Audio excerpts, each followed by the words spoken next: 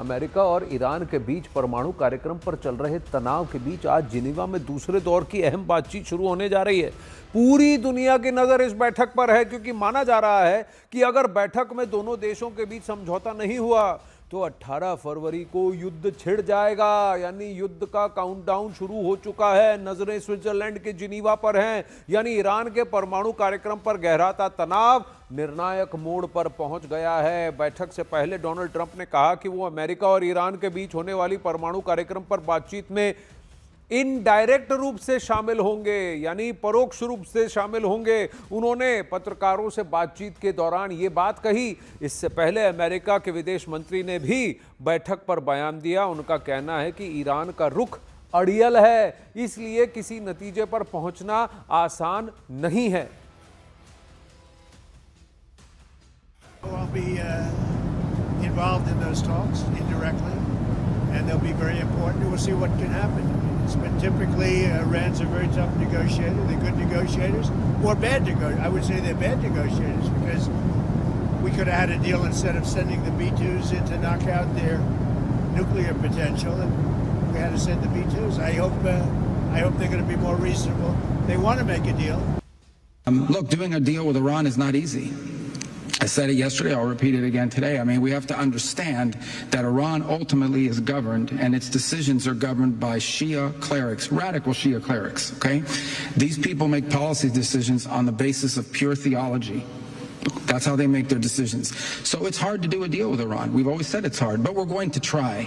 That's what the president is trying. I'm not going to prejudge those talks. I'm certainly not going to negotiate with Iran here in front of the press and on the stage. Our negotiators are on their way there now. They'll have meetings. We'll see what happens.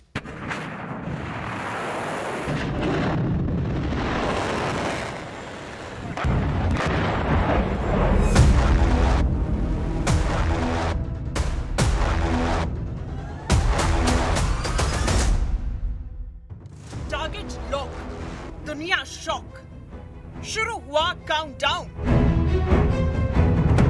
दबने वाला है war का button.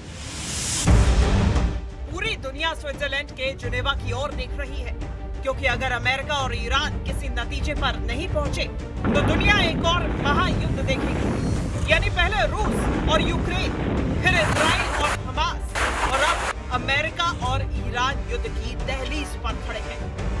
Iran का परमाणु कार्यक्रम पिछले 2.5 दशक से दुनिया की टेंशन बढ़ा रहा है क्योंकि अमेरिका को लगता है कि परमाणु कार्यक्रम तो सिर्फ एक बहाना है। ईरान का असली मकसद इसकी आड़ में परमाणु हथियार बनाना है और इसीलिए अमेरिका चाहता है कि ईरान के परमाणु कार्यक्रम पर लगाम लगे, उसे बंद कर दिया जाए, और अगर बंद नहीं किया जाए तो सीमित कर दिया जाए। Look, doing a deal with Iran is not easy. I said it yesterday, I'll repeat it again today. I mean, we have to understand that Iran ultimately is governed and its decisions are governed by Shia clerics, radical Shia clerics, okay? These people make policy decisions on the basis of pure theology. That's how they make their decisions. So it's hard to do a deal with Iran. We've always said it's hard, but we're going to try. That's what the president is trying. I'm not going to prejudge those talks. I'm certainly not going to negotiate with Iran here in front of the press and on the stage. Our negotiators are on their way there now. They'll have meetings. We'll see what happens. White house का कहना है कि वो एक ऐसा समझौता चाहता है जिससे ईरान परमाणु हथियार विकसित न कर सके। ट्रंप ने भी पूरे घटनाक्रम पर नजर बनाकर रखी। I'll be involved in those talks indirectly, and they'll be very important. We'll see what can happen.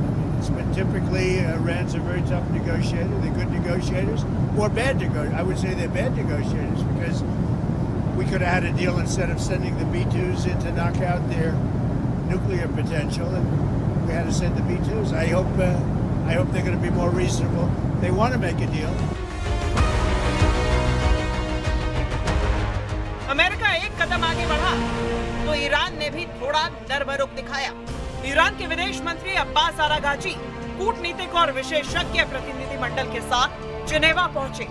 Iran के विदेश मंत्री अब्बास आरागाची ने कहा कि अब ये अमेरिका के ऊपर है कि वो सच में समझौता चाहता है या नहीं। अगर अमेरिका ईमानदार है तो समझौता हो सकता है, लेकिन अभी नतीजा निकालना जल्दबाजी होगी। यानी दोनों पक्षों ने बातचीत से पहले दुनिया को ये संदेश दिया कि वो एक दूसरे को एक आखिरी मौका दे रहे हैं, और अगर बात नहीं बनी तो फिर खतरनाक युद्ध होगा। युद्ध की ऐसी आग जलेगी जो ईरान, अमेरिका और इजराइल को ही नहीं, पश्चिम एशिया के कई देशों को अपनी चपेट में लेगी, क्योंकि बातचीत के माहौल के बीच युद्ध का माहौल भी बनना शुरू हो गया। स्ट्रेट ऑफ हॉर्मूज हो या फिर ईरान की सीमा से लगे दूसरे इलाके, अमेरिका ने घेरेबंदी शुरू कर दी। पश्चिम एशिया में अमेरिका ने अपना सबसे बड़ा aircraft carrier USS Gerald R Ford भेज रहा है। ये एक न्यूक्लियर पावर कैरियर एयरक्राफ्ट है। जेराल्ड को मिडिल ईस्ट पहुंचने में 1 हफ्ता लगेगा। इस इलाके में पहले से अब्राहम लिंकन कैरियर और दूसरे युद्धपोत तैनात हैं, और यूएसएस जेराल्ड आर फोर्ड भी वहां पहुंच रहा है। जेराल्ड अपने साथी जहाजों के साथ कैरिबियन सागर में तैनात था। ये इस साल वेनेजुएला में हुए अमेरिकी सैन्य अभियानों में हिस्सा ले चुका है। इसके अलावा में कई guided missile destroyer, fighter jet और निगरानी विमान भी मिडिल ईस्ट में भेजे गए हैं। दूसरी तरफ ईरान भी अपनी सीमाओं की सुरक्षा बढ़ा रहा है, क्योंकि स्ट्रेट हॉर्मूज में उसी नौसेना ने युद्ध अभ्यास किया। अब वहीं परमाणु कार्यक्रम पर किसका क्या कहना है, इसको जरा समझने की कोशिश करते हैं यहाँ ग्राफिक्स के जरिए। ट्रंप का कहना है कि अमेरिका का कहना है, ट्रंप प्रशासन की मांग है कि ईरान अपनी जमीन पर यूरेनियम संवर्धन पूरी तरह से बंद कर दे। उधर ईरान क्या कहता है? ईरान कहता है मुख्य रूप से सिर्फ परमाणु मुद्दे पर ही फोकस रखना चाहता है, उससे आगे आप बात मत करिए। फिर या यूरेनियम संवर्धन बहुत सीमित स्तर तक ही रखे, यानी कि सिर्फ सिविलियन पर्पसेस उसमें भी एक दायरा रहे। 60% तक यूरेनियम को कम करने का प्रस्ताव दिया है, जबकि अभी फिलहाल 35% से ऊपर अमेरिका नहीं चाहता कि ईरान जाए। तो कहां 60%, कहां 35%। अमेरिका इसे परमाणु हथियार बनाने का रास्ता मानता है, जबकि ईरान कहता है परमाणु समझौते की बातचीत में बैलिस्टिक मिसाइल प्रोजेक्ट सबसे बड़ा विवाद का मुद्दा है। ईरान कहता है हम हमारे बैलिस्टिक मिसाइल प्रोजेक्ट पर चलते रहेंगे। अमेरिका चाहता है आप उधर भी आप लगाम दीजिए, उसको विराम दीजिए। अमेरिका चाहता है कि ईरान हिजबुल्लाह, हूती जैसे प्रॉक्सी ग्रुप्स को समर्थन देना बंद करे। ईरान बैलिस्टिक मिसाइल प्रोजेक्ट पर समझौता करने को तैयार नहीं है, और ये जो प्रॉक्सी ग्रुप्स हैं उसको तो ईरान नकारता है, कहता है भाई हम तो इनको जानते भी नहीं है, आपको कैसे पता? ये हमारे हिमायती हैं, हम इनको फंड करते हैं, ये आप कैसे जानते हैं? हम इसको मानने को तैयार नहीं। तो कई जगह ऐसी बातें हैं, दरारें हैं जिसको कि भरना आसान नहीं है इन नेगोशिएशंस में।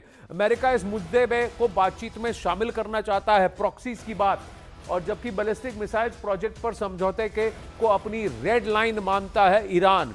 बैलिस्टिक मिसाइल के आगे बात ही नहीं करेगा। और फिर ईरानी अधिकारियों ने बार बार कहा है कि मिसाइल कार्यक्रम पर कोई बात नहीं होगी। ईरान के पास इस वक्त 2000 से ज्यादा बैलिस्टिक मिसाइल्स हैं, और काफी मारक बैलिस्टिक मिसाइल्स है। और अगर यूरेनियम के एनरिचमेंट को 60% तक करता है तो अमेरिका को लगता है कि भाई बैलिस्टिक मिसाइल के अंदर न्यूक्लियर वॉरहेड जोड़ दिया तो समस्त यूरोप के साथ साथ वो अमेरिका के बेसिस पर भी अटैक करेगा।